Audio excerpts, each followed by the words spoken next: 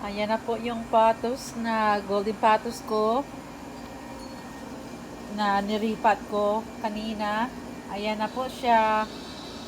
Kaya ang ganda niya na tingnan. So, pag nilagay mo po siya sa sa big pot, they will grow big too. So, tingnan nyo naman yung malaki na siya sa hanggang palad ko na rin.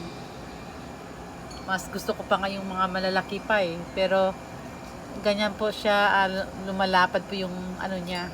Pag nilagay mo siya sa malaking pot, lumalapad din po yung niya, yung mga dahon niya. Kaya, paborito ko po yung mga golden patos na malalaking mga dahon. Yan ang gustong gusto ko po. So, ayan po ang ganda tingnan ng golden patos ko.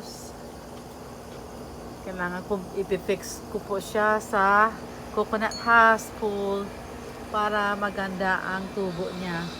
Para po dumikit. Lagi niyo po yung tubigan. Ito po. Yan yung puno niya. Itong pole.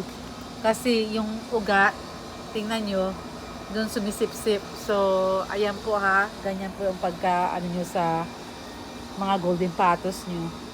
So, baka mga ilang buwan na yan, lalaki na yan, lalago palalo. So, ngayon lang ako nagka-time eh.